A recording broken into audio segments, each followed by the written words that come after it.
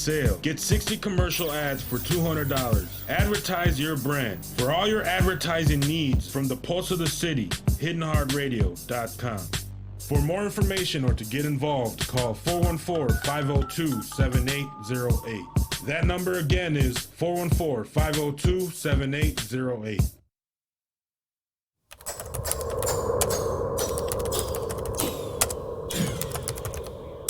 The METHOD Lab.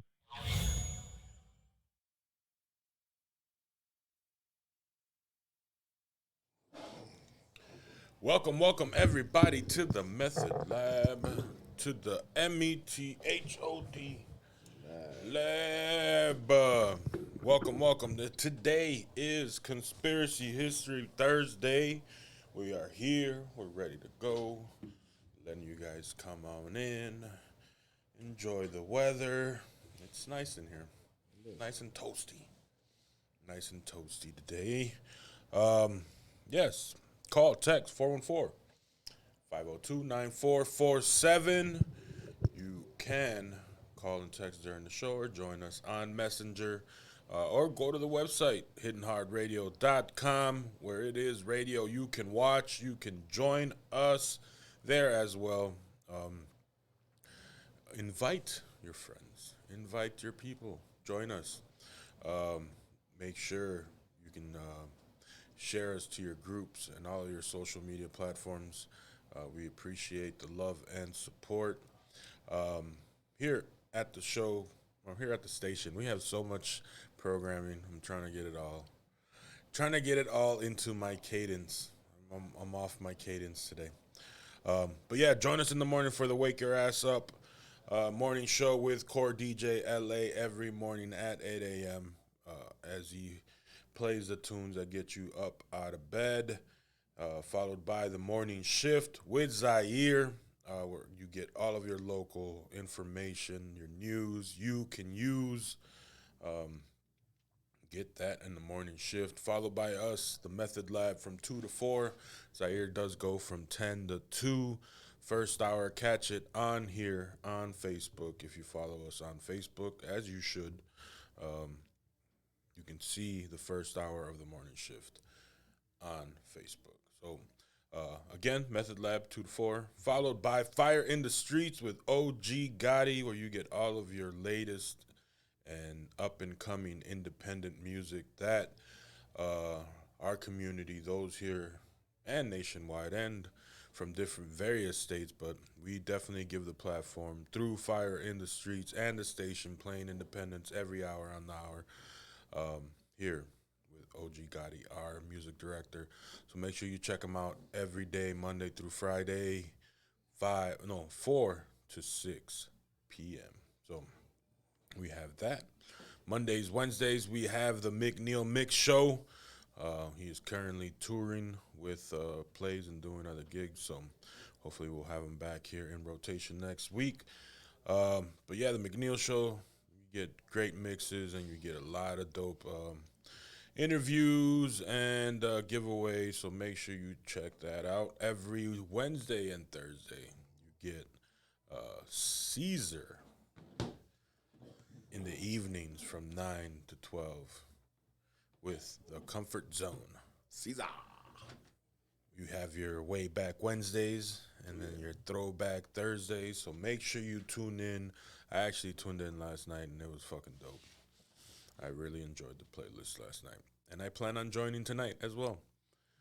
You know, might do a nightcap. Go get me a bottle, something. Sit by the window. Smoke a cigar. Oh, shit. Gio's in search of his 300. Huh? You're in search of your 300. Of my 300? Yeah. Auh. Auh. Everybody has a call tag. Sayers is Auh. He was the first to get it, so he gets the Auh. So, like, you're up next, so yeah. I gotta find my Yeah. I think mine's will be ooh. Mine's gonna be like, oh fuck. Oh shit. Somebody eventually is gonna get that auga. Auga. Yeah, I think that one Eddie would get. That seems fitting for Eddie. That's 300. Yes, but also join us Saturday, starting though, Friday nights, Hidden Hard Mix Show. Make sure you check that out. That is here, the station's mix show for Friday night, getting you out of the house. Saturday, we have La Bodega from 12 to 3. Make sure you tune into that. Listen to some mixes. What else? And Sundays, don't forget, tune in the evening at 8 p.m. for the Mankind Show with Stick Man for all your EDM needs. And we have a whole bunch of other stuff that we're curating, that we're putting into the works. We're steadily here working and grinding and coming up with ways to take it up a notch.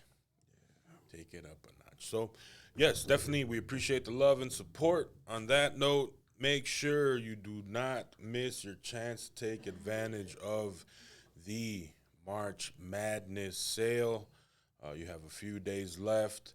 As you saw, if you've been listening to the program, you have heard us running Aisha's spot. She is running for mayor. So definitely, we do put you out there to the masses of people. And if you follow our social media, you see that her and her team sent us a great congratulations to OG for the work that he did on the promo spot. So if you yourself are looking for promotion and advertising, let us know. Call the number 414-502-7808. That's 414-502-7808. That goes to me or Zaire. So make sure you tune in. Or call here at the station, leave a message, 414-502-9447. So, on that note, I think that's our intro. I was going to do the Balanzi, but I don't have mine on right now. Dwamel mugged me for mine yesterday. He said he wanted to do Instagram photos, and I said, oh, yes, sir, please. He mugged you. He mugged me. He took down my defenses with the banging ass conversation we had yesterday, and then he said, "Oh man, I want a picture," and I took it off and I gave it to him. Don't let the snazzy suit fool you. Yeah, no, he's a thug. He's a thug. Trick love the kids. I want to drink that coffee, but after you told me you burnt the shit out of your lip, yeah, because I don't want to be in the same boat. Because, no, yesterday I was like half asleep. Let me get a little bit of that water bottle. That'll fix it. I need to drink some coffee, but it's super hot. Well, actually, that's mine. I just need a little sip. I'm not going to drink from it. But, like. That's mine. No, he was like, give me that water bottle. I'm like, give me my. You want me to give you my water? Shit. I just need a little bit to cool down my coffee. I thought you was like, you need the whole bottle. I was like, what the fuck? But no, like, there we go. You know, I was half asleep yesterday, and good afternoon, Tina. I made sure Vonnie. Everything was like boiling hot. Yeah, you know, and I was stirring, and we were in the middle of a conversation. I wasn't paying attention, and I went down, and I was just like, it's burnt. I will never financially recover from this. I was like, it's burnt. Fuck it. And I was putting lotion on and everything, and trying to and cleaned it and everything, and I was like, "Yep, it's burnt." But it's nothing major. It's not like scalding or anything like that. No scab or nothing. Just I got real sensitive skin because I grew up with eczema, so around this area is like, especially around like seasons when season changes. You get chapped lips and shit like that. I get chapped lips. I get like my skin in certain areas get like I shed like snakes. Yeah, because eczema is like you get extremely dry skin. So it's important for me to hydrate a lot, but at the same time, I have to go through, rigorous skin regimens and stuff just to, keep my skin healthy. And sometimes it just happens. So, the coffee burning thing definitely set some shit in motion. But it was it was manageable, and it's cool. Like my lips are fine. It's just they're sensitive. So, I had to, I didn't do the coffee today. I'm doing room temperature water and just staying at that. I don't think I really need coffee today. No, it's crazy because I didn't really get much sleep. I left for Amazon, went home, ate breakfast, changed clothes, came here. Made sure everybody was up to date as far as double checking with people. Yeah, we meeting, and then took a nap on the couch, and literally woke up hour and a half later. So I took an hour and a half nap. And it's crazy because, like, people will look at me and be like, dude, what the fuck? Like, 6 hours of sleep in 3 days is not healthy at all by any standard. It's not. However, do this to your camera real quick. What? Just put your hand over the front of it. You want me to muff the camera? Yeah, because you're out of focus. So no, just put your hand in front of it. There we go. There we go. There we go. We good. Oh, great. Now you get to see my fucking moles are coming in and shit. It's better than you fucking being all fucking blurry. I want it to be a dream. It's a dream sequence. Oh, shit. I looked fluffy. I liked that. Movie radical. But back to what I was saying. See, that's how you throw me off. Hey, it was bugging me. Right in the middle. But no, what was I saying? I was talking about... You're talking about your fluffy... No, before that. See? See, I had a train of thought. I was getting you ready. I was downloading. You fucked it up. From the top. God damn it. Good morning, ladies and gentlemen. That's funny. But no, that's what it was. We're talking about sleep. Yeah, you're 4 hours of sleep. So, people look at that and they'll say, what the fuck? But, a long time ago, I had realized something. And I was watching a documentary on Lil Wayne. That was when he was on tour and stuff, and you followed him around. What, he did the mixtape in Paris? I don't think it was the mixtape in Paris, but he was literally like traveling, and he was going from hotel to hotel on tour bus. They talked about the gun charge thing. Yeah, that was the one. So he was working on, I think, No Ceilings. So looking at that and then seeing the rigorous schedule, and people wondering, like, how in the fuck do you find the time to do all that? And you saw it. You saw the work ethic. You saw the fact that there is no social life. There is no dip in the pool. There is no $1 million cars from here to there and all that stuff. You saw it flat out. You can live like that, but you're not living like that. And I'm not saying he was living poor. He was living on the road. He was creating art as he went. His work ethic made him hot. Everything that he said was true. He could do it. But he was too busy crafting music to do it. And then it's something in that just clicked for me watching it, because I'm like, wow, that's how these guys became millionaires. They had a moment where they just churn shit.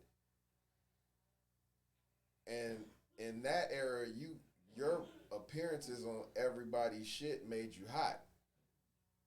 Your visibility made you hot. Mixtape made you hot. And that goes to your visibility, because he was releasing mixtapes every month. 3 discs. 2 discs. Fire discs. Like, the disc was literally on fire. Literally. That was a fucking great time. There was no fails. No fails. Dude, Lil Wayne had at least 2 whole years which is fire. Of just straight performing. He had 4 years of content. Like, there was so much material, he oversaturated himself. And he had spent so much time where they was releasing all this music. When you finally started to spit new shit, he was so slurred out and everything. It was just like, oh, shit. You might need to rest. Right. You might need to lay down a few years. Yeah. He was burned out. He was. He was burnt the fuck out. But we wanted more. And, you know. And he didn't give it. He didn't. And I realized that about a lot of these artists, a lot of creative artists. Whether you're a filmmaker, whether you're a painter, whether you're a fashion designer, whether you're a rapper or singer, you can go on a whole tangent of just hits after hit after hit after hit after hit and touring and touring and touring and touring and touring. But at some point, you get burned out. Mm-hmm. I need a year. Or two. I don't know what it's like to be rich for once. I'm rich. I'm told I got this money. Bills are paid, but I would like to go somewhere without having to work. They go to Jamaica, they got to go record and film and do all that shit, and then they out. They got to go here, perform, tour, do sign-ins, dates, and then meet and greets, meet with the parole officer, and then leave. Motherfuckers say come to the club. You paid to come to the club. You got to sit there for 2 hours, and all that time you sitting there thinking about the money you missing. Because it's a waste of time because you really want to go and get back to Creighton. Just stay on top. I saw the unhappiness of it. And it made me realize I know what it takes to get there, but what I don't want is that feeling. That feeling of,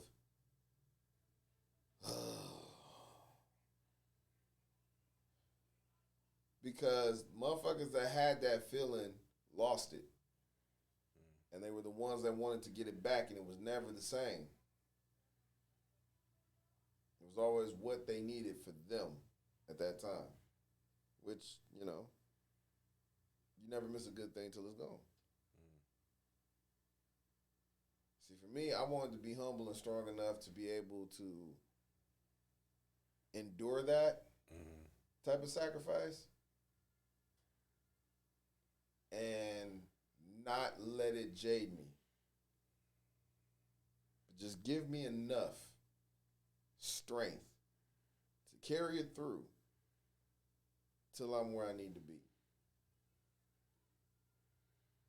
So, you know, I made that sacrifice of, you know, doing a third shift and then, you know, coming in and doing this. So I take those times and try to maneuver sleep how I see fit. But I'm always been somebody that fights my sleep anyway. Because even when I wasn't, you know, doing a third shift or anything like that, I could get up in the middle of the night and be like, I gotta write that down, or I gotta create that. I gotta sit down and chop that up, or I gotta pull that video. That's something to talk about.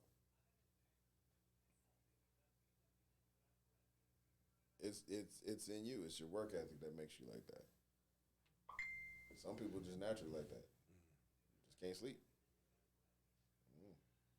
I can sleep. It's just I sleep on my own terms. You know?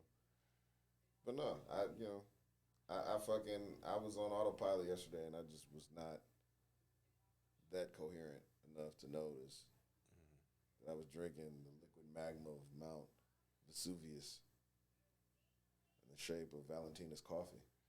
And that's why you pay attention. But, you know, you live and you learn. Do what you do, and you move forward.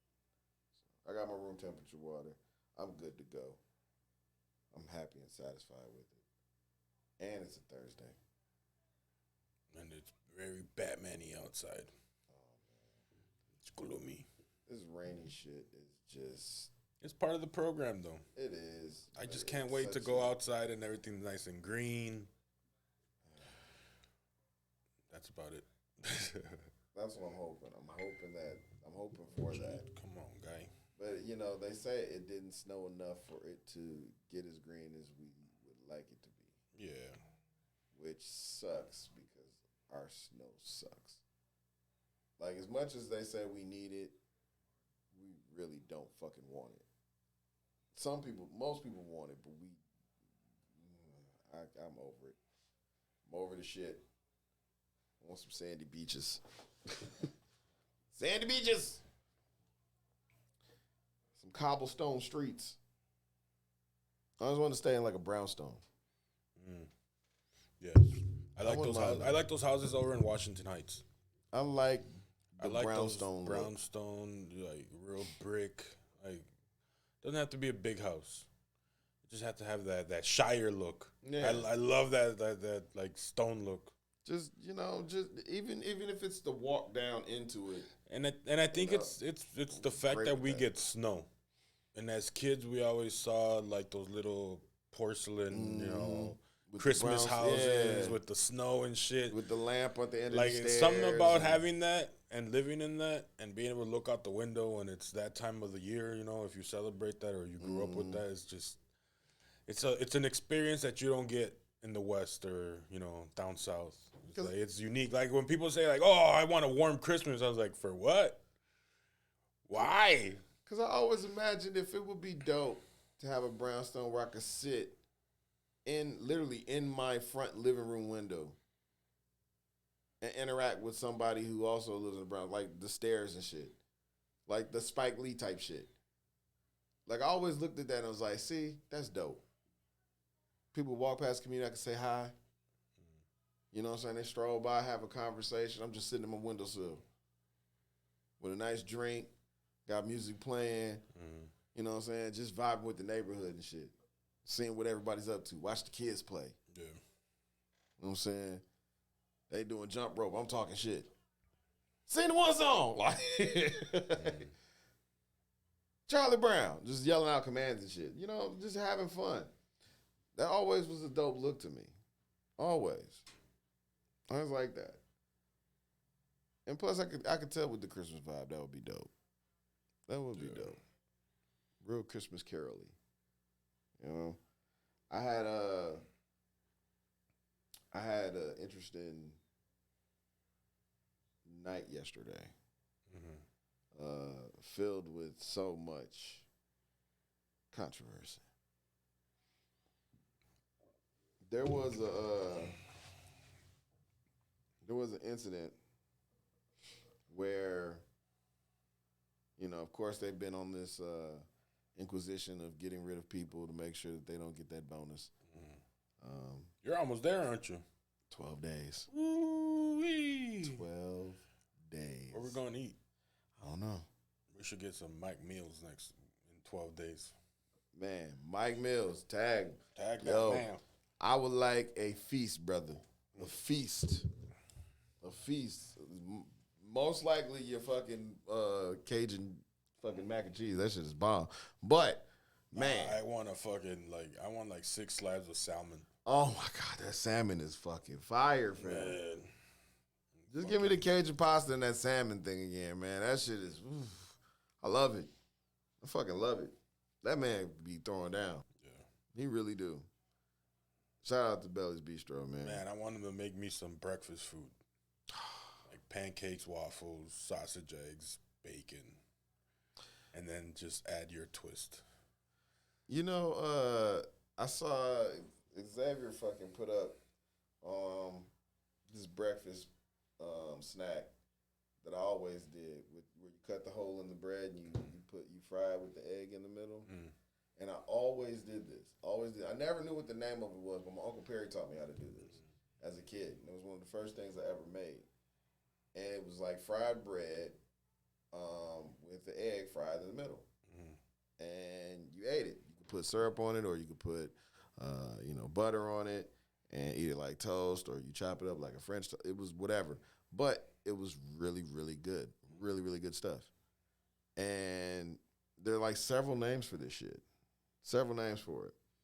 But when I saw him post the picture and directions on how to make it, I was like, wow. I'm thinking I'm making hood shit. This is actually a delicacy. This is something that goes overseas. So I was like, wow. Uncle Barry found out about this shit. It was like eggs in a basket or, like other names they got for it, but it's a really popular fucking dish. And it's real quick, real easy to make, and fucking delicious. Yeah, I plan on doing some groceries tonight. I need to stop going out to eat. Yeah. It fucking sucks.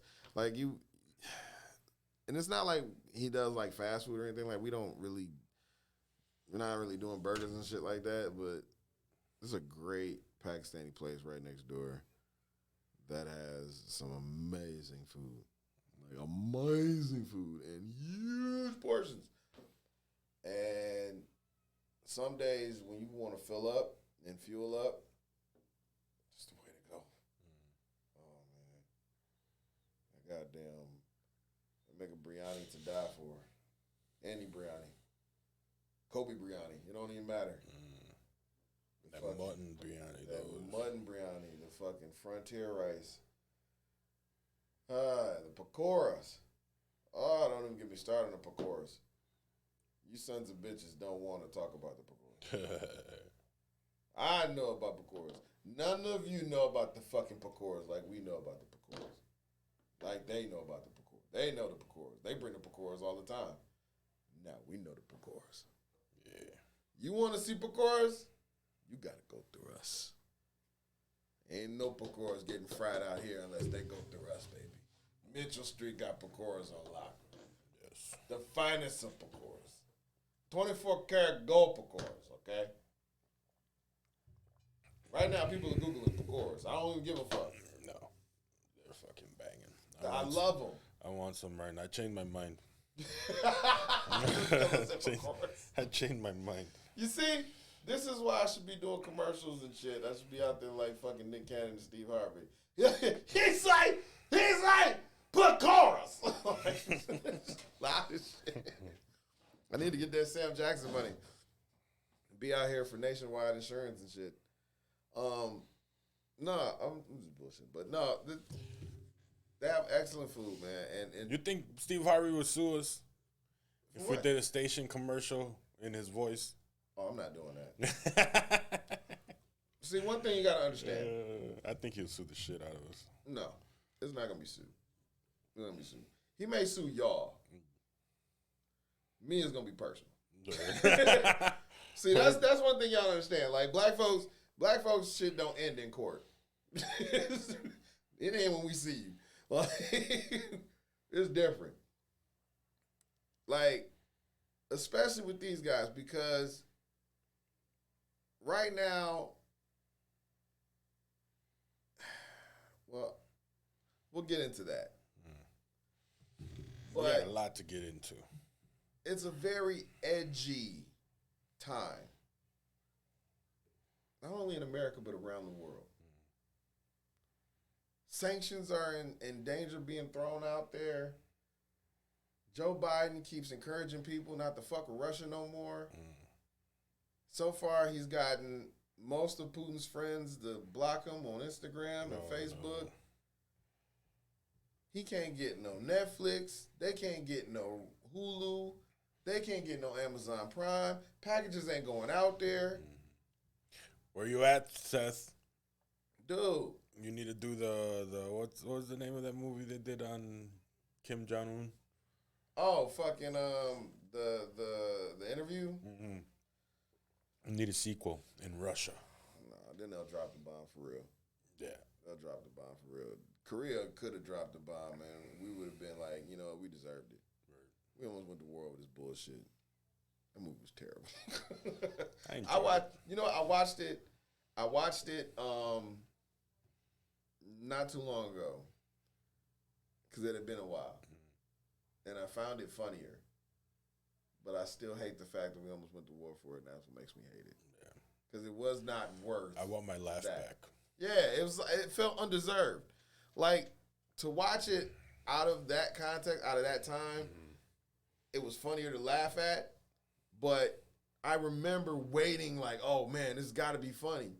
And I was just like, it's not as funny as I thought it would be. And it was just like I wanted to. And I guess when I want to so much and it doesn't deliver, then it kills it for me. But watching it recently, like I was able to laugh at it more than I did before, but I still feel kind of what I felt about it still. Because I was just like, you guys could do better than this. Like, you guys could have gave us something worth saying, like, we did it, and you couldn't drop the bomb on us. Yeah. Like, this was just like, it was like a wet fart, like, just. Literally. Yeah, it was when just they put the fucking, what was the tongue strip? It's like when you turn around, you're like, nan, and a boot, and a little bit of shit comes out, and you're like, what the fuck? You know what? Let's call it mulligan. Let's call it. We were going to do a roast session, but you know what? Let's just pack it up. We'll start tomorrow. Yeah. Quilted Northern. That's the safe word. Quilted Northern. Quilted Northern. I just shat myself. We had the upper hand. You just had to eat the fried foods. Right. Well, you wanted the Gordita Crunch. Damn, I want some Pecora now. Well, one thing the Pecora won't do is give me the squirts. It'll never do that. Never. It won't do that. Oh, man. You know what will? The Gordita Crunch. That son of a bitch will. Yes. The Crunch Wrap. That will definitely I don't know. Don't blaspheme against the Crunch Wrap. I got to, man. I got to. You sons of bitches making eggs. Eggs by boiling plastic. These motherfuckers are boiling plastic to make eggs. Like, dude, like, this is Conspiracy History Thursday, so I can say this. I was taught that when you have one of these water bottles and you leave it in a hot-ass car and that sunlight is beaming onto that bottle and that bottle is now hot, the water is no good now. The plastic has now been fried, and some of the chemicals used to make that plastic has been stripped out of it and now floating around in your water. That's why it's so fucking hot.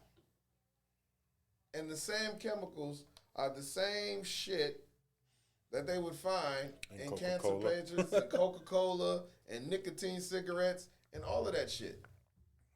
Except it's way worse. So why the fuck would you drop a bag full of chicken fetuses or water-based chicken fetuses, Gordita Crunches, and then fry that son of a bitch in boiling water, and then as this liquid chalks up into this fluffy whatever the fuck, you gonna spread that out and wrap it up in a tortilla with some gym mats and give it to me. Yeah, that's it. And got the nerve to charge me $5.35.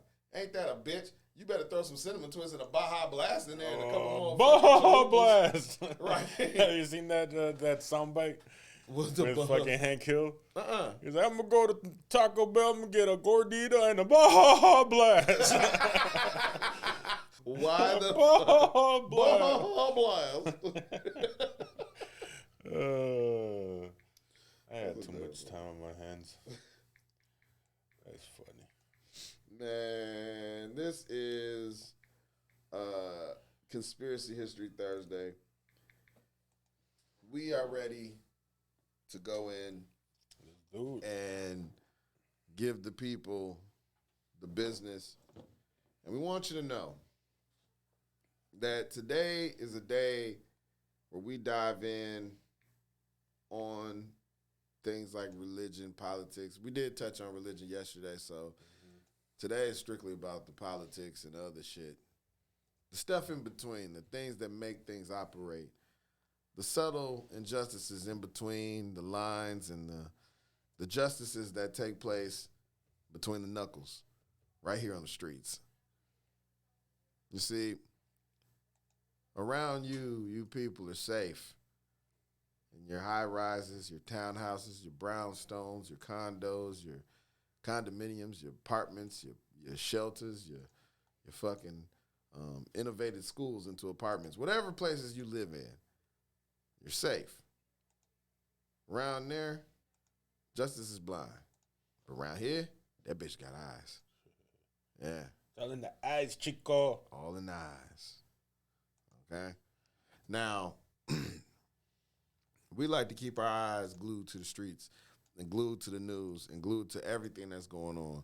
And my, oh my, oh my, oh my, oh my. Whew. The world did not let us miss a beat. Because it was so much to dive into, so much craziness and so much goofiness to dive into that, you know, what better way to talk about it or to even go over it than on a Conspiracy History Thursday? A day where we dive into the known, the unknown, the known unknowns, and the unknown knowns. And now you know that. And now you know that. I was watching the show the other day on that I was telling you about. It has the guy. Remember the show Disjointed? Yeah. Where it had the young black guy, then he got hired by SNL. He's currently on SNL, but he's really growing and branching out. He has a show on Peacock where they play the staff at a casino, and he plays one of the characters along with another ensemble of other actors. But this is a very hilarious show. Very hilarious show. I don't know where I was going with it, but yeah, I don't know where I was going with it. Sorry, I lost track of thought.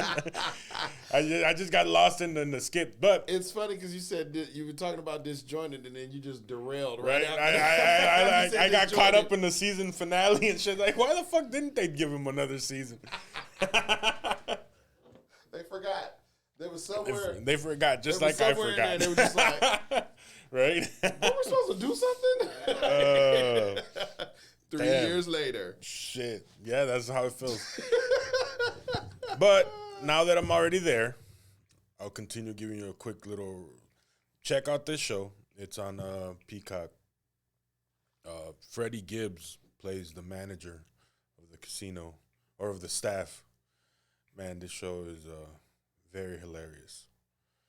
I don't know how I was going to tie it into the conversation we're having, but at least now you know that this show exists. Because I was trying to backpedal until it came back, and it's not coming. It's not coming.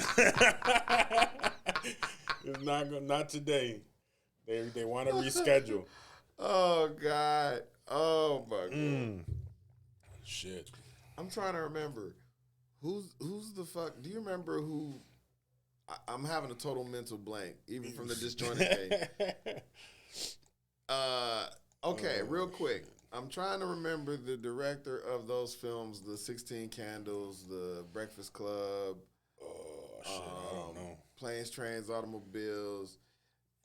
He's well known. And for some reason, in my mind, it keeps saying John C. Reilly because I was watching the Winning Time with the Lakers. Oh, yeah, I love that show. That show's pretty good. Fucking love that show. Yeah. And I had no idea Jerry West was that fucked up in the brain. Shit, Jerry West, all them motherfuckers. Well, Magic, you know Magic. But he's kind of. I see why he wants nothing to do with that show. Ooh, Magic? Well, because they paint him in a very, very unflattering way. That he was toxic? That he's fucking toxic as fuck. He was Magic. That was Magic. That was Kareem. That was Dr. Jerry Buss. That was Norman. That's all of them. That's how they were back then. That is them to the T. The fucked up thing is they're telling secrets. Yeah. Like, people didn't, like, come on, man. John Hughes, says Vonnie. John Hughes, that's it. Thank you, Vonnie. Thank you, Vonnie. For sure. But, yo, I love it. What I did not know was Jerry West. I never I love that shit. That shit's hilarious. Jerry West has these fucking fits of cursing out. He's on the billboard with a goddamn fucking billboard. Like, he flips the fuck out all the time. And then there's that MVP trophy he keeps fucking destroying. Yeah. I laugh so fucking much. I want to watch this man coach. I want to look at footage now. I got to see this guy. Like, I want to see him lose his shit. Like, that shit is amazingly hilarious. Did not know that about him. Now, the more you knew. And you know what? It explains so much. It does, because just that shit. That I love. Those are my favorite characters. I like Jerry West because he's so fucking over the top. He is phenomenal. And I like... shout out to the actors. They're fucking killing this shit. This is hilarious. Magic does a good job because you hate him. I don't hate him. I kind of don't like him. He's kind of a dickbag. I get it, but he's kind of a dickbag. Man, you got to realize what that time was back then. That was the shit. Mm-hmm. And look, I'll admit it. When you see him, like, okay, for example, the scene where he shows up on the basketball court, his future wife, Cookie, but at the time his ex-girlfriend, was there with her boyfriend. He's playing basketball. Dude comes out there, shows him up, and he out there just all in his ear, all in his head, saying all this shit and busting his ass in front of Cookie just to show off. Yeah. But I could totally see Magic doing that. Why? Because I saw Magic doing the same shit to Michael Jordan during those Team USA battles that they televised on The Last Dance. And I was like, oh, shit. I see it. I see Magic chirping. Isaiah Thomas talked about this shit. Charles Barkley talked about this shit. He said when you play the motherfuckers in the playoffs, they be all smiles in the cameras. When they on their court, well, fuck, you can't touch me. You know, your girl loving me, man. I take your bitch now. Like, they was out there like that. So when I look at that, I'm like, yo, when I'm looking at a show like that, like, look, even if it is funny, are you going to be authentic? And the first thing I saw that I appreciated about it was the liberties they took with the camera. How they would vintage footage and stylize everything to look like old school. And I said, oh, yeah, I'm going to love the fuck out of this. Even when they did home video and how it would, like, the colors would fade out in the middle of the video, everything. Yeah, I fuck with that. That shit's dope. Everything about this show. Now, people were critical and were saying, yo, the dude that's playing Magic, his nose got to be wider. I said, look, that's rare. You're not going to find somebody putting on those kind of prosthetics and doing all that shit. Unless you're doing, what's that documentary when they did Michael Jackson? Yeah. And they made him look... fucking wide-ass nose and shit, cover half his face. Nah, man, don't do that shit. Like, he ain't got to look exactly with the features of Magic. He's got to have the height, he's got to have the swag, and he's got to be able to talk like him. And that dude checks those boxes for me, so I'm good with that. I don't need him to be fucking with the wide-ass nose and the same teeth structure. No, I don't need to do all that. It's like with Michael Jordan. Does that motherfucker have to be pigeon-toed? Yes. Only when he's walking on the court. Yeah, when he's paying attention when he's walking on the court, then walk pigeon-toed and shit with your knees knocking. Stick your tongue out and be ball-headed. That's it. And be able to play ball. That's it. And you see dude out there being his Magic and he's doing the moves and I'm like, okay. He's got the finesse. He's got the swagger. No, yeah, that's the reason. Not that I don't like him. He's so good. It's the portrayal. The portrayal is like, it comes out like genuine. Like, you have to get into a headspace to really play that. Did you know a lot of that about Magic? Like, a lot of stuff. Okay, with the stuff that they haven't really nothing new. No, not they haven't really told me anything like new that I didn't know. Like, with the story wise, you know, obviously what goes on, it's all a it's a fictional story based on true events. You know, they have done this before. And here's the thing. The last time they did something like that, they did it with the show called Vinyl. Oh, yeah, I remember you told me that. And Vinyl, they would say something. It's a fictionalized, true portrayal of but record it's fucking industries. spot on. But then when they saw it, they were like, no, stop this right now. Like, but it's fictionalized. No, you're giving away secrets. This is in that same kind of thing where it's like, it's a fictionalized style, and you're looking like, the fictionalized is the fact that they break the fourth wall. That's the only fictionalized thing, as opposed to Magic fucking hookers and shit on it. Yep.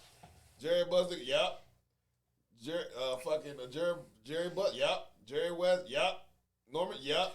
Kareem. Yep. I'm on episode 3. I had to catch up on it. I fell asleep. I started watching it super late the other day. But they introduced Adrian Brody as Pat Riley. You're gonna like this. I didn't notice. He's one of my favorite actors because he redeems his fuck ups. Dude,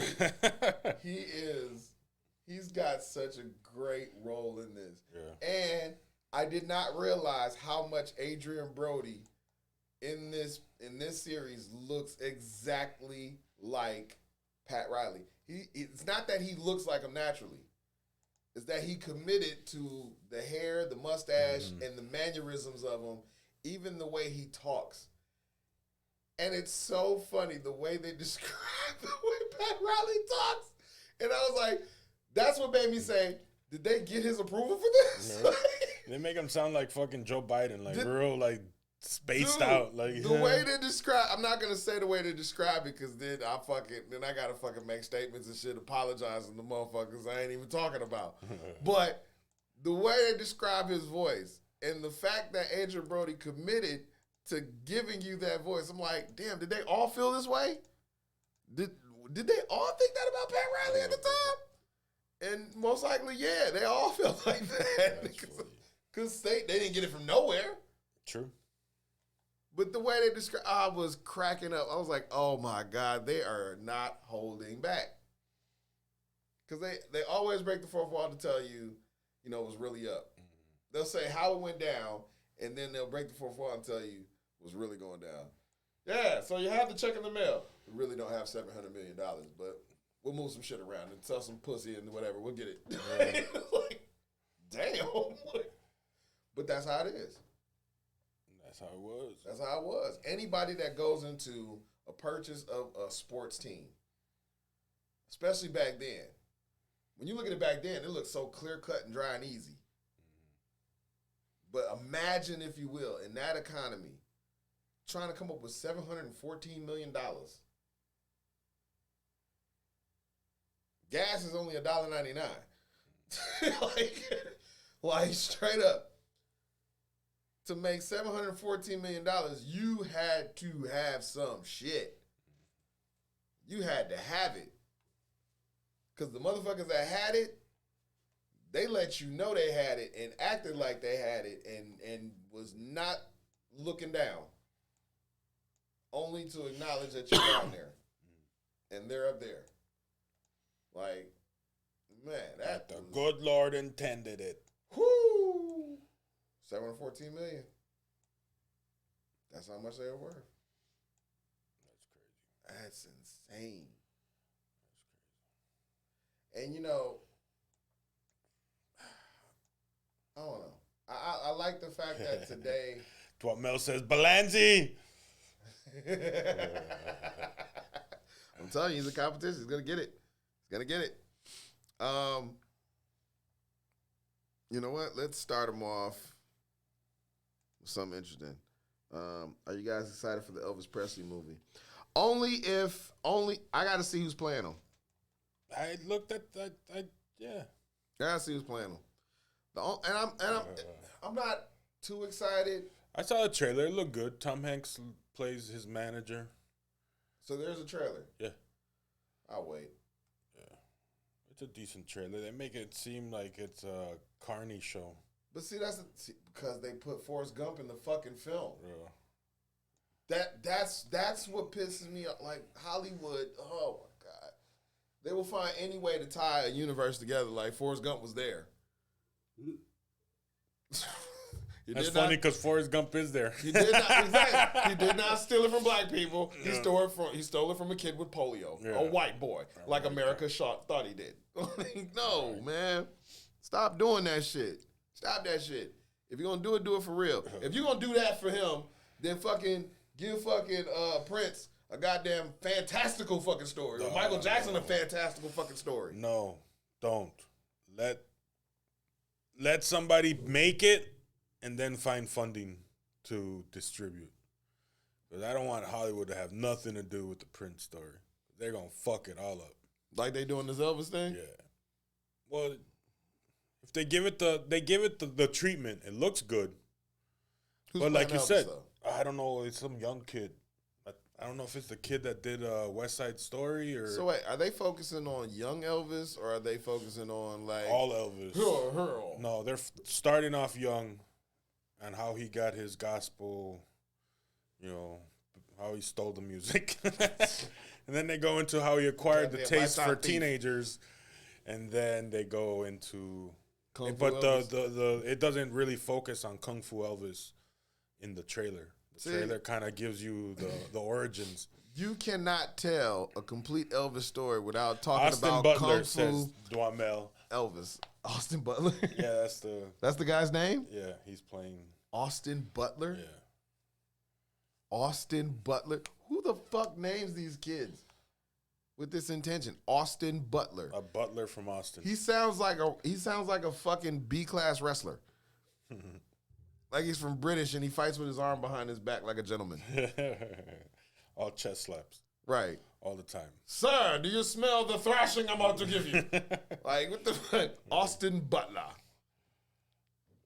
God damn it. Well, Austin, you got some pretty fucking thick shoes to fill, and most of them are dreams of other people. Yeah, I can't wait to see Tom Hanks, yell out, Wilson! Right. Fucking. All references. Oh, what if they do show the scene from Forrest Gump? I'm walking out. Oh, no, wait. Elvis didn't plow Forrest Gump's mom. No. Well, that we know of. Maybe that's what turned him off and turned him on preteens. Now, if they go there on this, I'll stay for another hour. I'll stick around for another hour to see where they go. But he's got to plow her. Within the first 20 minutes, it's got to start with him plowing Sally Field, or else I'm walking out of there and I'm demanding my money back. For that reason, I went in there thinking he was going to fuck Forrest's mom, and that didn't happen. I want my money back. All $8.75. But he did stay there for months, and she was plowing everybody. So, just putting it out. This is Conspiracy History Thursday. Forrest Gump knows your mama. I'm just saying. She loves his education. I know she loves his entertainment, too. And it looked like he was babysitting him a lot. Yeah, 1 o'clock, 2 o'clock. He ain't nothing but a hound dog. Grinding all the time. Look. We broke it here first, folks. We broke it here first. We're putting it out there. It's just possible. Elvis plowed Forrest Gump's mom.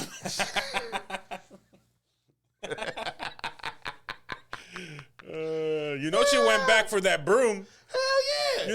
You know she went back into that room for the broom. Oh, at some point. Motherfucker, man. And he over there gyrating with the broom. He was playing that guitar. He's like, well, let me put this broom to the side. Why don't you gyrate on this? You know he sung her a song, Are You Lonesome Today? And she fucking, well, that's just sweet. Right. How would you like some pie? Well, thank you, ma'am. I would love some. He fucking starts unzipping his pants. Oh, my Lord. 1 o'clock, 2 o'clock, 3 o'clock. Bust. He looks like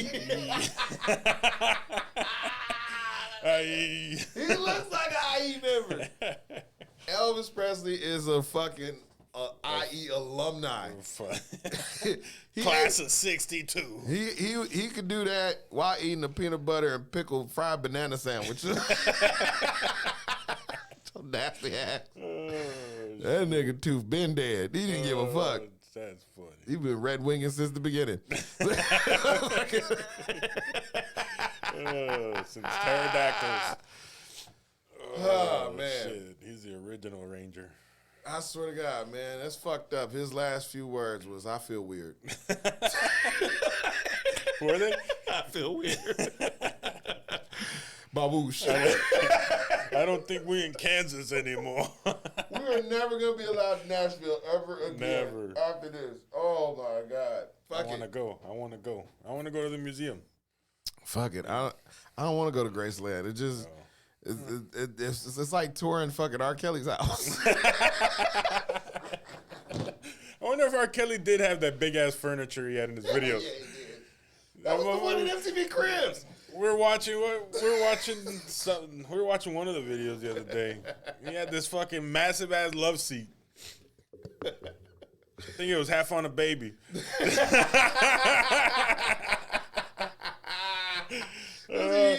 I was like, damn.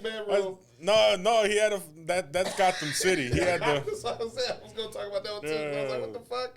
Why do you have this? I have no clue. Who crafted this? Wasn't at IKEA, so I know good and goddamn well. But that was one of the main motherfuckers of the film At His House, where all the crime scenes are. Exhibit A. Freak on you. Notice here his Soul Train Award. Right. Full of cum. Full of cum. It's like a lava lamp in there. How'd you get it in there, huh? How'd you get it in there, Kelly? How'd you get it in there? Toinga. That's how I got it in there. He toinged it in there. You need to translate. Toya. Use it in a sentence. We need to translate. What you mean by that? Toya. Oh, man. Oh, God. That's fucking up, man. Oh, that's fucked up. Let's hit them with some conspiracy history melodies, man. Let's do this shit. Let's give them. We're having too much fun. We are, and it's been like this since Tuesday. Let's give them videos 2 through 5. Here, let's look at the evolution of technology and how it's being used by citizens all over, and just understanding how humorous life can be when you got the power in your hands. Let's do this. Enjoy.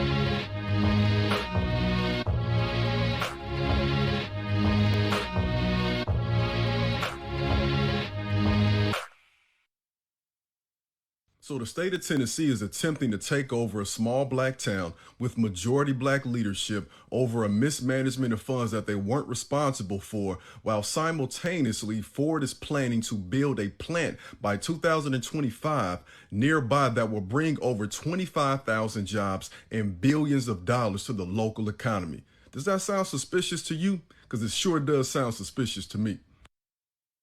Ding dong ditch gone wrong. 1, 2. I hope y'all know I just called the cops. What?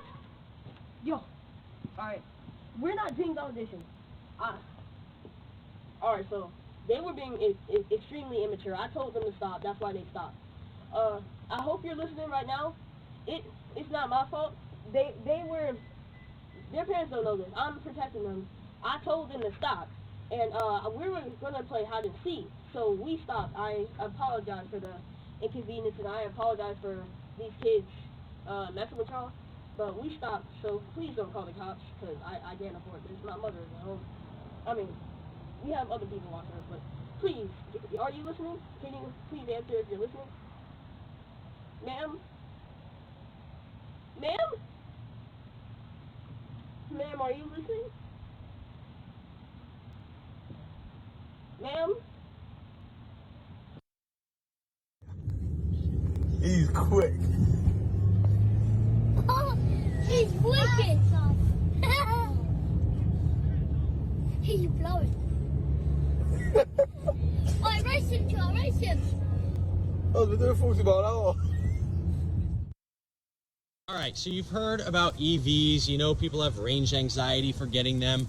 So this is Josh Aviv. He has invented what's basically a portable battery and charger for EVs. It's called the Roadie. His company is called Spark Charge. And this is a modular system. So you see this top part? You snap it onto these batteries that are at the bottom. These batteries can be stacked up to 5 high. They can be brought anywhere. And then once you turn this thing on and plug it into the car, it will start charging. This is like a battery, this is a battery. They can be up to about 50 miles, depending on, of course, the EV. But this is it. Next thing you know, you plug it in, it's gonna start charging. You see that green light? It says charging right in there. And these can be used in several different ways. They've got an app called Currently, which will bring these on demand to your car location. Or, of course, he's sold these batteries to various roadside assistance firms. Range anxiety might be a thing of the past. Take care. It was fuck. Yeah, that's dope. I like that. I'm telling you, it's got me thinking. The possibility of being in an energy efficient car has me thinking. It's not such a pussy thing to be in anymore. When you think about it. Like, remember back in the day, you had the energy car. Oh, this is just gay. It's stupid. I didn't know it had a tampon on wheels. Like, oh my God. You must be on your period. Like, it was so much shit that was said about these fucking cars. But now, by now, they sustained the test of time. They've been here. They've been doing it. More and more, they're selling cars. More and more people are saying, I'm tired of these fucking fluctuating gas prices. I'd rather just charge my car and be done with it. Now they got somebody saying, guess what? I'll bring the battery to you. Or you can buy it from me wholesale and charge it yourself. You ain't got to go home to charge it. You can take this on the road with you with the Roadie. And it's not even that heavy. He got the charge, boom, click, click, boom. Never leave home without it. He's set. He's straight. Batteries is connected to the charger. I'm on the road. We need to stop. Cool. Click, click. Who gonna take it? What they gonna do with it? Like, what they gonna do? What the fuck they gonna do with it? Steal it. You know? You got motherfuckers out here like Gizmo Duck and shit rolling around on a unicycle looking for fucking Launchpad McQuack to fucking go fight crime and shit. You know good and goddamn well that nigga was listening to the DuckTales soundtrack. DuckTales. Woo! He jamming. Y'all hear fuck Darkwing. That's funny. But then you see things like they mentioned in the beginning, a town, a black town, predominantly black for the longest, because of mismanaged funds and funding and finances for their town that they weren't even held responsible for, allowed for some government officials in their respective community to find some wiggle room to sell some, land away on a whim to Ford, who are looking to build jobs. And in their mind, it's like, hey, we're creating jobs. That's the bigger picture. But the real question is, why did you pick that neighborhood? Why would you use dirty-handed tactics to take that from them and then kick them out and tell them either you're going to give it to us or we going to take it? Wow. I think it's the thrill the thrill of making that move. I think it makes them feel powerful. I think it's sounds Wild Wild West to me. It's a Are we it's back? a forcing of the hand. Are we back on that again? I don't think it ever left. I mean, I don't think it ever left. I mean, but, Like it's but then again, do you really? see, those are moves that are made on a daily basis. But are they said in that way though? Like rarely they're made in that way, but there's always done in a fine very line, subtle, subtle way. But that's what I was gonna say. Like, But there's some people that are that bold. That's a public stance. They said, look, they tell the people, look, tell them niggas, you gonna give us that land and we gonna take that shit. We're gonna celebrate the Tulsa riots. You know what I'm saying? They used to call us Crazy Joe, now they call me Batman. What the fuck? I got a fire mixtape. Now, if I'm living in that town, I'm like, this motherfucker's threatening us? Oh, shit. We gonna have to stand for this motherfucker. China, Illinois, nigga, fuck it. Sawed-off shotgun, hand on the pump. Put that Cypress Hill on, nigga. Right. We out here. Which is the next versus.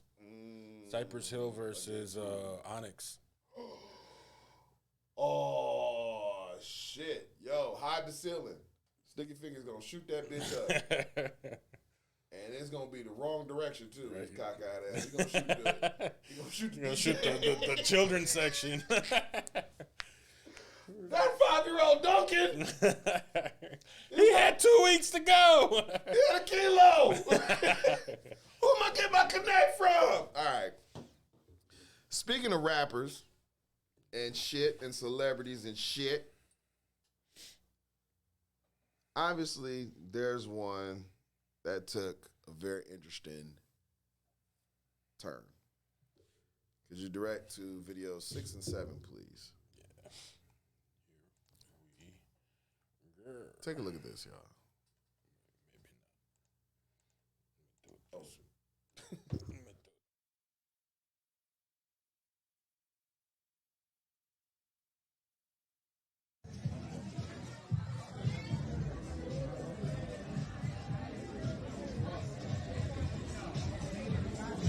My thing about it is why you.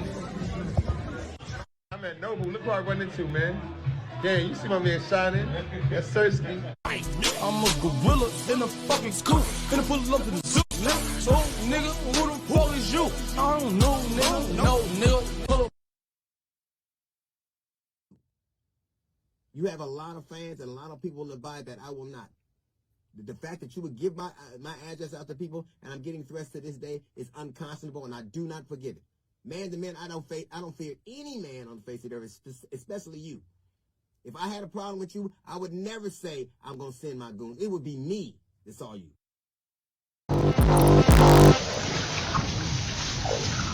First, we got Murder Worms opening doors. Now we got Beverly giving Baby Cthulhu a shower before he heads out into the world to fuck us all with a giant rusty robot dick. Beverly, I'm calling the FBI. Baby Cthulhu. Beverly. He's gonna come fucking with a huge robo dick. Rusty robo dick. I'm calling the FBI. You see what you started, Kanye? You got Baby Cthulhu and came out the water and said, water me down, I need my rusty robo dick. It's time to fuck this planet raw. Shit is getting out of hand, man. I've said this before. Steve Harvey said it even after the fact. You pull up on DL, you're going to find that ain't what you want. The man is respectable because he chooses to be. I see motherfuckers sitting there talking about some, man, come on, man. Y'all really going to act like DL ain't the motherfucker we used to fast forward on Kings of Comedy. That shit don't matter. That shit don't matter. Kanye not pulling up to hear no jokes. And neither is DL. He ain't pulling up to give them. DL can pull up and shoot the fade at any time. Anytime. And it wouldn't bother him. It wouldn't bother him because he's a guy that stands on principles. He's old school about it. He has values. There's a certain decorum of a person especially when they're a man, and how they carry themselves. And when you see people that are willing to step out there to take an ass whooping over fucking gun violence, that's a different caliber of man than a motherfucker that'll talk about it and you'll never see them in a fight. But they'll call somebody to come help me out. Not saying that there's something wrong with that. Sometimes you got to. If you ain't about that life and you got to call somebody to come handle that, you got the right to do that. If you got the juice to do it, then do it. But be wary. When you starting shit with somebody that has the fucking the cojones and the wherewithal and the integrity to step to you as a man and see if you about everything you say you are. You can rap about it all you want. But that mic can't save you. Your millions of Twitter fans and followers will not save you. You'll be like Kobe Covington. Man. Fucking calling the cops. Bip. He got his ass beat. Man, you gonna be a fucking professional fighter. And the first thing you do is call the cops when you get your ass whooped for talking shit about a man's kids. That's... Shouldn't have been talking shit. Shouldn't have. Some people is not an act. Your little MAGA act that you were doing a few years ago, which you now transitioned into, clout chasing and saying shit just to get a purse. Well, you'll get your purse. He did beat him in the ring. But you went and opened up your mouth about shit that happens outside the ring. Lost the war. And then you got met outside of the ring. And you got your front tooth knocked out. You know? You won the battle, but you lost the war on that one. That was a war of fucking nutrition. You went out there on a limb feeling yourself. And you're not the only one. Other people do this shit. People see Jake Paul and fucking Logan Paul doing that shit, and they figure, oh man, ain't nobody touching people like that no more. They ain't doing shit like that. That's in now. And there's like fucking like people that do it as well. You know, that's something that was originated, well, not originated because it happened forever in sports, but it originated in the fight game with, Conor McGregor. Mm-hmm. But Conor McGregor is a motherfucker that will meet you in the streets. He will throw a fucking garbage can through a fucking side of a He'll meet you on the fucking expressway. bus. Right. He'll meet you on the expressway on foot. He'll meet you on the fucking unfinished bridge. Right. Like Lethal Weapon and shit. Just flaring in his arms right. and shit. Come on! Like, the fuck is you on, fam? I'm on that. Gin! Now whiskey, Lucky 12. Boy, what fuck is wrong with this guy? Nah, but I think Kanye deserves a good fade. He deserves a good ass whooping at this point. Sometimes people need to get that reality check. Mm-hmm. And I think he's due. I'm a firm believer that sometimes, even in celebrities, you have to learn from your mistakes. And sometimes, I pray that D.L. Hughley has the mental strength, but also the influence to pull off what Mike Tyson did recently. But I know Kanye doesn't deserve that. Even though as much as he should get that and it would set him straight, it would be as impactful, I feel like there are certain levels he needs to understand, dude, there's a reality check that needs to happen right now. You cannot just think that because you are a billionaire, a multi-billionaire, $6 billionaire, that everyone is supposed to just kowtow and bow to you. You're a leader, but you're not the leader. He needed that. That which Lauryn Hill gave him. You're a leader. You're not the leader. Very humbling. But he understood it, and he moved forward. You're right. I get you. He not trying to hear D.L. Hughley because D.L. Hughley is very opinionated about what he's doing in his relationship. he sees the embarrassment of it. D.L. Hughley has points. Kanye has points. However the case may be, this shit needs to be squashed. Because it started off very innocently because, number one, this is why motherfuckers shouldn't even be on Vlad in the first place.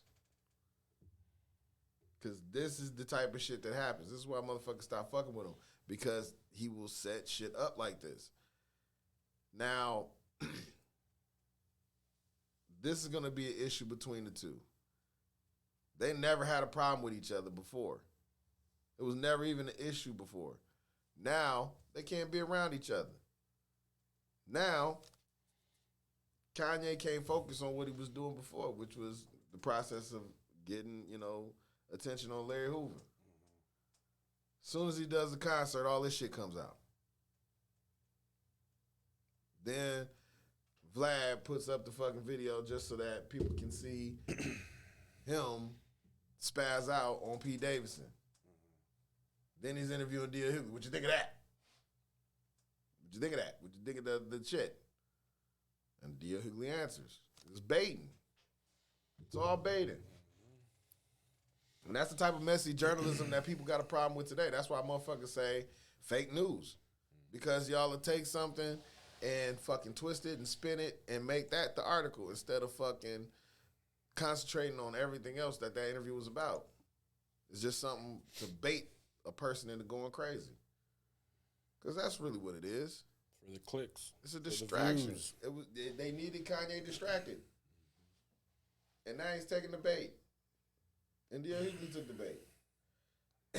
Now they both at each other's necks and it's about to have a moment that was unnecessary.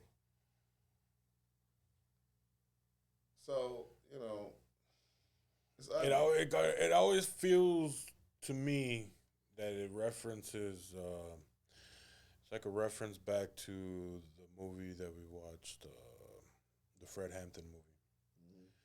When, everything was going on and the Rainbow Coalition was starting to come together, and then the FBI agents meet up. And it's like, just set the bait, set the trap, and just watch them destroy themselves. And that seems to be the narrative always for us as minorities, is that we get good work in, but then egos and just bad decision making, breaks us back down. And that's from the local level. We saw that last summer here in the city. We're doing good work, and then people's egos and people's poor decision making and time management and just seeing the eye or keeping the eye on the prize became second, the second importance. And now good work is tainted. Like you said, the whole Larry Hoover and that initiative, seeing that through to the end, if they would have saw that through to the end and got more support, they probably could have did something, major of substance, because that in itself would have fueled other initiatives, Like, oh shit, well, we got that done. Well, let's do something about this law. Right. And then everybody can gather behind that and do the exact same thing. Like, we made something impossible happen. Right. But it's going to get overshadowed now. Yeah, now it's just muddled. They'll never get that momentum again. Never. Because now that's all they're going to think about. But he sold a shit ton of merch, though. Oh, yeah, and STEM players. But that's not enough. You can see the concert on fucking Amazon Prime. Right. Half the concert, because it's edited to be people friendly. Oh, yeah. They don't give you the full. They'll let you listen to a few. I think they got rid of all the Drake songs. Wow. So they pretty much just left Kanye's rants but they left Drake out of it because he was actually there to perform. And well, yeah, there's that. Well, let's get into some more. Stuff. Still got some more stuff to talk about. Let's do it. As you saw, we did the Baby Cthulhu. Mm-hmm. Let's give them Let's give them. Let's do 9 through 13. All right. Now, obviously, on Conspiracy History Thursday, we dive into the knowns, the unknowns, and the unknown knowns. And sometimes we dive into the things that are, most talked about, most, theorized, and people tend to debate, is it fact or is it cap? Well, here's some people with some very interesting theories of their own. Let's do it. Take a look.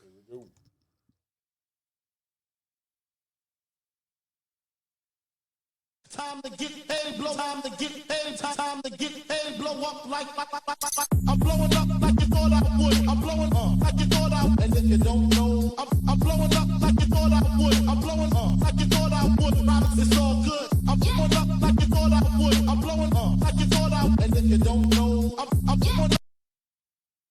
Make this make sense. If you go to Google and type in "my wife is yelling at me," the first thing that pops up is going to be a prompt telling you that you need to talk to her calmly, talk about how it makes you feel, right? Seems normal, right? But then if you go to Google and type in "my husband is yelling at me," boom, domestic violence. First thing that pops up.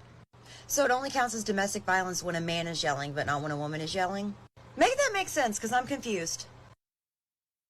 I feel like I'm owed an apology. Me and everybody else that was skeptical about getting poked. Remember when we said the pokes were causing heart problems and then y'all called us YouTube scholars? And then the FDA came out and added a warning for heart inflammation to these pokes that they was giving y'all? Remember when we said we shouldn't even call those pokes the V word because they're not your normal V word? And then the CDC sneakily, about a month ago, changed the whole definition of what the V word means. Look it up. Remember when they told us that if we got poked, we wouldn't get that thing? And then the CDC director herself gonna come out and say the earlier you got poked, the more at risk you are. Again, y'all owe us an apology. But we'll never get an apology because while they're silently backtracking everything they said, there's now a new issue that we're being forced to focus on that has convenient timing. Caucasian male, maybe late 30s. He's wearing a dark green/gray type colored Carhartt coat, got a red hoodie underneath. Is this him right here walking up to us? Within a few minutes after they arrived in the store, Sendes points to a man he said looked in his direction and mirrored the officer. Yeah, it looks like Carhartt farther left and it's not Carhartt. Isn't anything like him. But despite Menkenbaugh's doubts, the senior officer leads Sendes, a trainee, toward Eric Lindsay, a 60-year-old black man wearing a puffy orange coat. Hey, I'm doing well until I got stopped. What's up? Yeah, LP called and said that he looked at some items inside the jacket. Then, Officer Sendes tells Lindsay that Meyer Loss Prevention said the suspect is wearing a tan jacket, even though police records show that wasn't true. Wait, what did they say? Because I walked in here after you guys. Listen. Yep. This isn't tan. What am I listening to? What am I listening to? This isn't tan. Okay. This is orange. Okay. Relax. It's okay. Okay. It's okay. It's not okay. Menkenbaugh continued questioning Lindsay. Do you have any items in your jacket? Hell yeah, I got items in my jacket. Okay. The items that I walked in here with behind you guys. Okay. Well, that's not what we're being told. 2 minutes later, a different officer arrested a white man who matched the description of the suspect. You got the wrong admit it. Who's Beethoven? Beethoven was Tovin Bey. He was a Moor. His mother was a Moor. Yes. And when he went deaf, that melanin kicked in. The inner eye kicked in. He heard music better when he was deaf than he heard it otherwise. There's also another myth that he cut the webbing of his hand down to the bone so that he can get a better stretch. So there's some of the 32nd chords that he has, he plays and most people can't play. They need like two people playing. That's why some people, in certain instances, you see two people playing Beethoven, two pianos playing Beethoven. That's because of what he did when he stretched his finger. Beethoven was called a Moor when he was growing up. Beethoven, there's a book about him called Beethoven's Hair because people were so infatuated with the texture of his hair. So that African bloodline runs real. Well, people look at that myth about Beethoven and say, you really expect me to believe that somebody would cut the webbing of their fingers just so they could spread them to play the piano? And I say, this is a time period where if you had a head congestion, they would tell you to lift your legs all the way up to the sky and piss in your mouth. Piss in your own fucking mouth. Just let it run down your belly button. If you missed, it's because you're wicked. Right? And you're a witch. You're set into your wicked ways. But if you really are a human fucking being, your legs will go to the sky and you will piss in your own mouth and clear your own congestion. And that's the European way. Right. Look it up. Google it. If you ever had like a headache, you need a good donkey kicking. Right. Right to the collarbone. Because who can worry about a headache with a broken collarbone? Head's gone. Headache's gone. Now I can't breathe right. Right. On to the next thing. On to the next thing. Liquid cocaine. Liquid cocaine. Nothing but the best. That's hilarious. You know? It's a different time. It's a different period. They'd had many, many extremes, and they were very, very stupid back then to do some of these things. But guess what? That was what was available to them. There was no double check that. You want to spread There them? was no Walgreens. Right. There was no, a lot of times wasn't no antiseptic. They was just like, you want to do that? All right, let's break it. Go ahead. Go ahead. Go ahead. Go ahead. You want to get taller, right? Well, I got to grab you by your leg and stretch them. I got to break your knee and it'll correct on its own. They'll heal. There's a country out where they believed that women of beauty had small feet. Mm-hmm. So in order for them to make sure that their daughters were beautiful, as babies, they would crush their feet. These women grew up where their feet are crunched in like this so that they're a size 4 forever. And they walk on these feet. Walk it like you're talking. These women are like 106 years old now. Like there's a whole village of them, and it's just like the creepiest thing. But all of them are like this. All the elderly women in there, and they'll tell you it's a statement of beauty for us. That is our culture. Our mothers did it, and that was our beauty. That's what made us beautiful. And of course, they're not talking like that because it's a different language. But that's what they're saying to you. Man, you'd be surprised. You'd be so fucking surprised. Hell, don't look at that like that's far-fetched. We got some shit going on right here in the country that's already just up there. For example, right now, we're interviewing for Supreme Court. An actual woman. A woman who is probably the most qualified we've ever had. Ketanji Brown Jackson. One of the most decorated in all of the fucking Bar Association. She is the most qualified. She checks all the boxes. She is the most decorated out of the Supreme Court justices that exist on the panel today. More qualified than Clarence Thomas, Sotomayor, even Kavanaugh. And he likes beer. With Donkey Dong Doug. Date Rape Ned. Footlong Fred. All of these fucking people. But plug Gary. You know? Statutory Dave. Butt Stuff Bob. Statutory Dave. You don't forget about Statutory Dave and Butt Stuff Bob. He brings the twisted teas. You know? And then this woman checks all the boxes. The Bar Association says there is no one that has more recommendations than her. She's recommended by the entire Bar Association. Every top honored law school in the world says yes to her unanimously. Unanimously. The most decorated, most acknowledged, most accredited, overqualified, to be honest.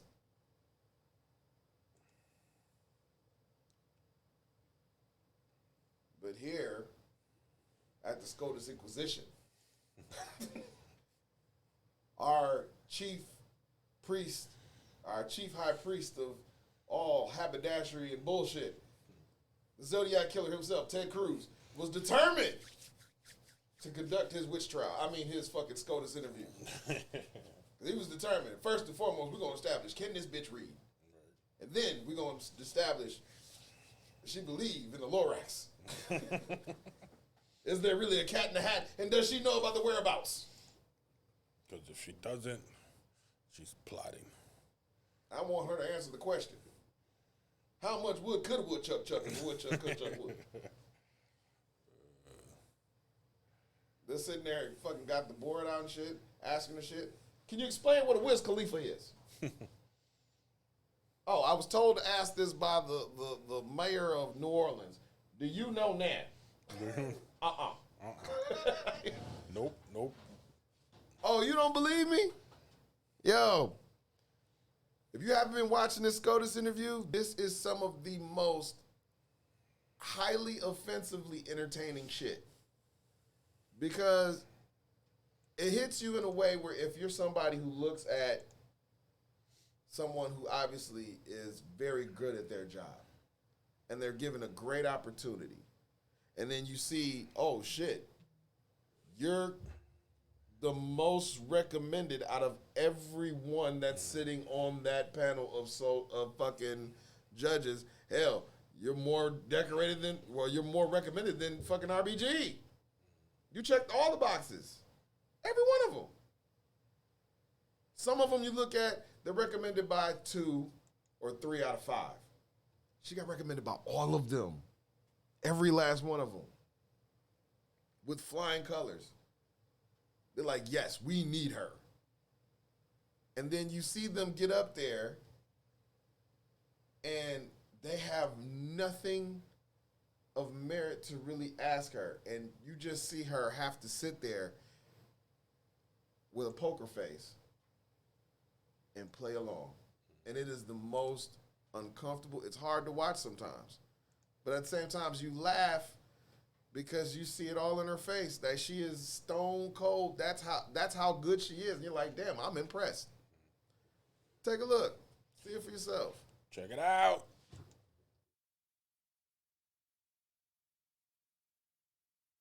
Do you agree with this book that is being taught with kids that babies are racist? Senator,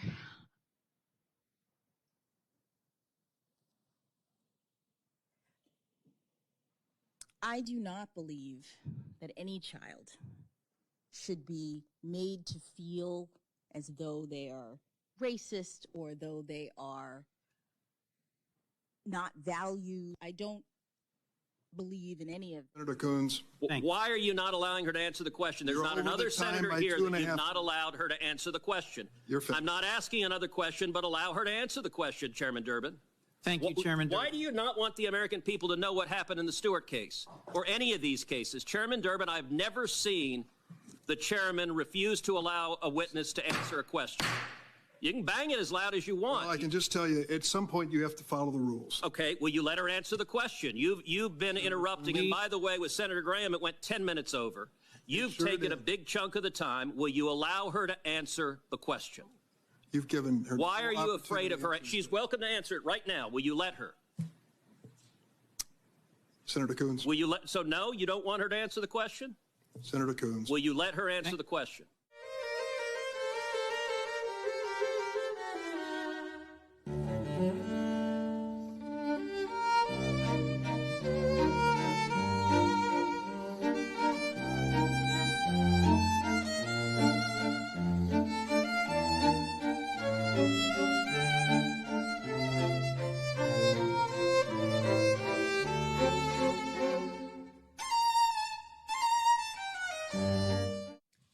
Thank you, Senator. I'll make 2 responses. First, that's not my policy disagreement. I don't know why you've characterized that in that way. Well, wait a minute. You say right here in the cases. I mean, this is what I want to make sure that we're talking about the same thing here. This, in the Hawkins case, I don't feel that it's appropriate necessarily to increase the penalty on the basis of your use of a computer or the number of images or prepubescent victims. And you say the same thing in Cooper. Senator, no one case can stand in for my entire record of how I deal with criminal cases, or did when I was a district judge. I have law enforcement in my family. I am a mother who has daughters. Senator, I've answered this question many times from many senators who've asked me, so I'll stand on what I've already said. So you have nothing to add? Senator, I've answered this question, and I'll stand on what I already answered. So, but your answer is what? I mean, refresh my memory. Senator, I've answered this question. I've explained how the guidelines work, and I'll stand on my answer. I think it's relevant and indeed vital. We understand what the policy disagreement is. That's what I'm trying to get at here. Senator, I previously explained what the policy disagreement is, and I will stand on my answer. So you're not going to answer my question?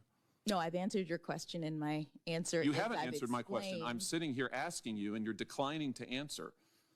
I've explained how the guidelines work. I've explained that the guidelines were developed at a time in which the commission of this crime was different than it is today. I've explained that Congress has not intervened to revise or direct the commission around how to deal with the changes in the commission of this crime. And so judges all over the country are grappling with how to apply this guideline under these circumstances. And there's an extreme amount of disparity. I'm telling you right now, I'm not letting anybody in the Senate steal my joy. Because I know you and we appreciate something that we get that a lot of my colleagues don't. And I want to tell you, when I look at you, this is why I get emotional. It's hard for me not to look at you and not see my mom, not to see my cousins. I see my ancestors and yours. You have earned this spot. You are worthy. You are a great American. There is a love in this country that is extraordinary. You admitted it about your parents. They loved this nation, even though this country didn't love them back. But you are here because of that kind of love. And nobody's taken this away from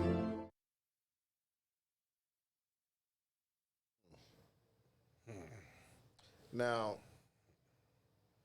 it's a shame that this is the process in which we're painting our country as a democracy.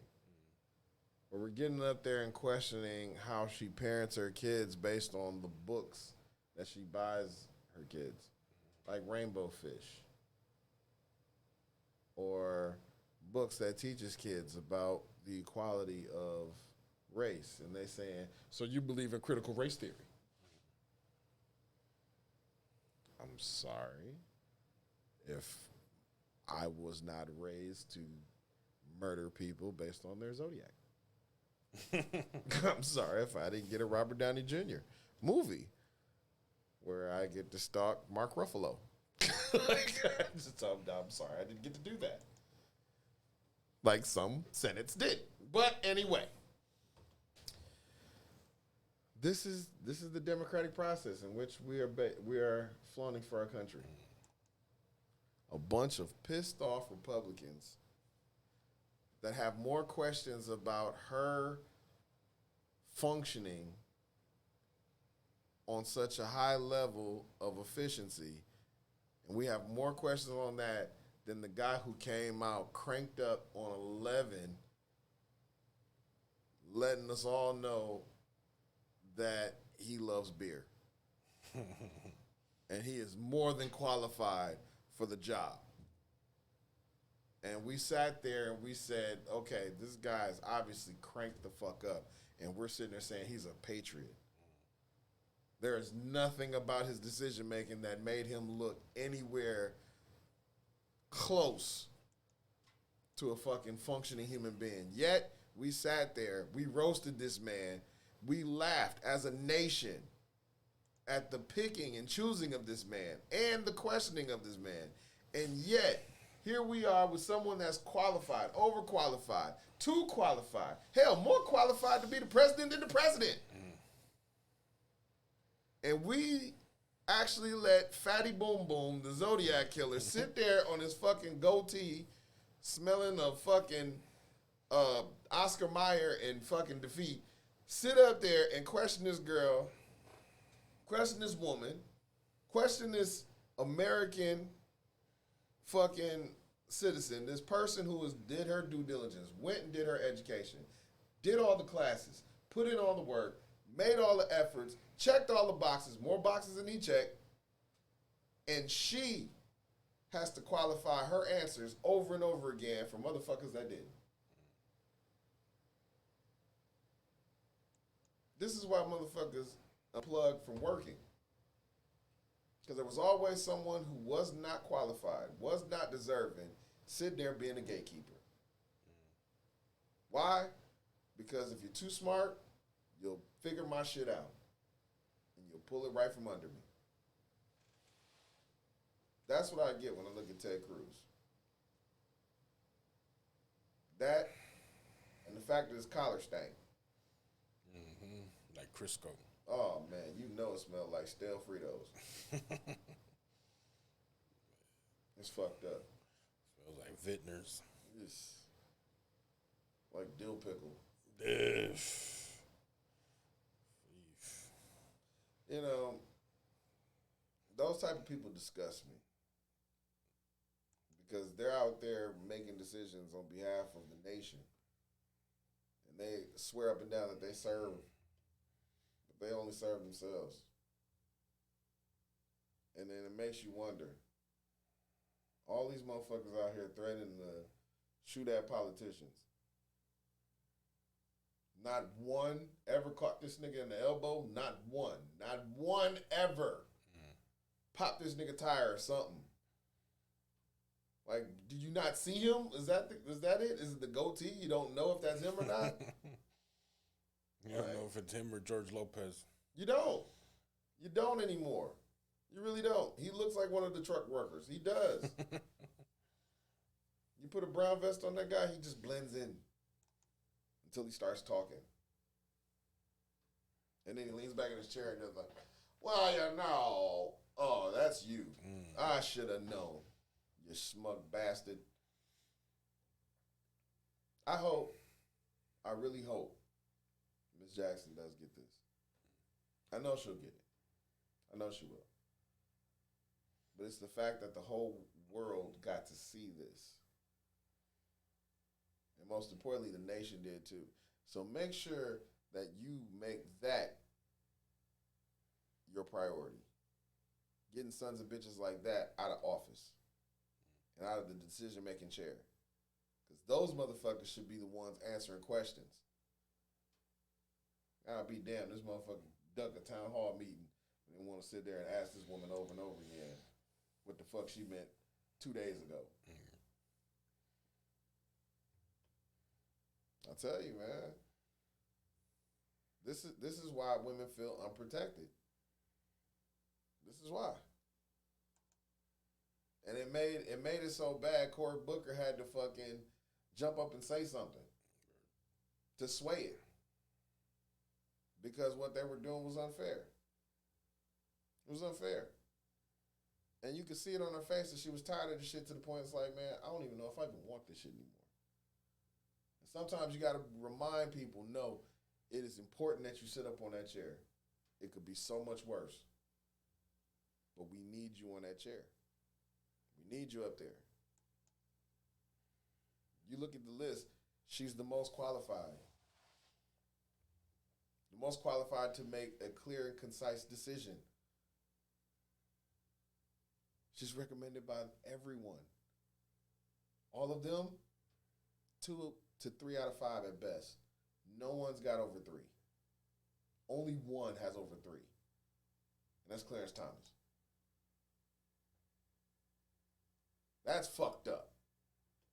This nigga was accused of putting pubic hair on a Coke bottle. Come on now. That's her competition. That's her competition, and he has seniority. And she's more qualified than him today. Today.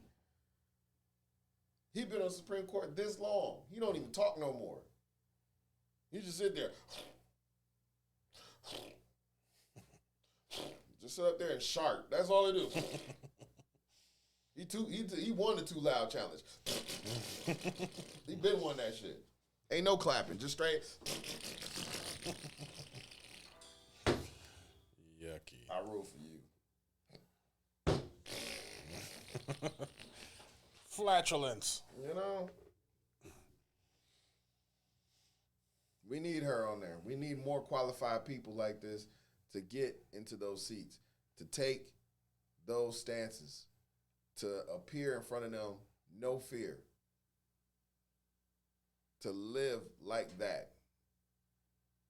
I'm telling you, the more and more of us that come out of their woodwork and actually stand up to these motherfuckers, we can get these sons of bitches out of there and really make change happen. But we can't be afraid to face shit like this, man. Get your shit in order. Get on your shit. Be on your shit. And the people will stand behind you. If your work is there, if your effort is there, if your work ethic is on point, and you about what you say you are, they'll stand by you. This woman has tweeted, they're making political cartoons about what she's going through. They got fucking images of her painted around as a definition of what overqualified looks like. They are touting this girl's credentials all over the globe, all over social media. The whole world gonna know her name.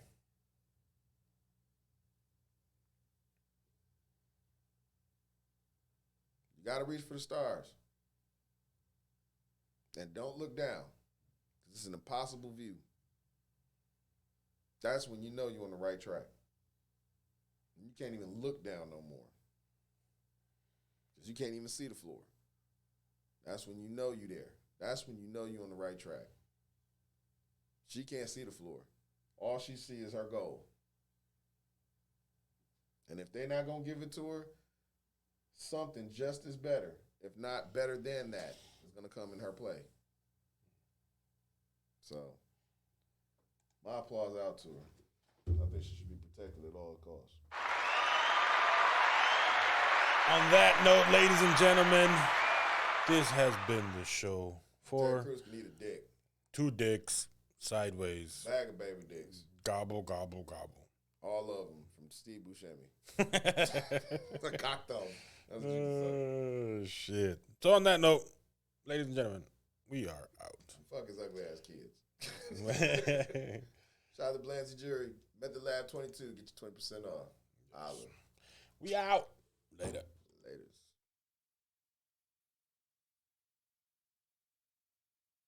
Do you look to maximize your exposure on digital platforms? Are you a creative or business looking to increase your subscribers and client base? HiddenHeartRadio.com is the platform for you. Take advantage of our March Madness sale. Get 60 commercial ads for $200. Advertise your brand. For all your advertising needs from the pulse of the city, HiddenHeartRadio.com. For more information or to get involved, call 414-502-7808. That number again is 414-502-7808.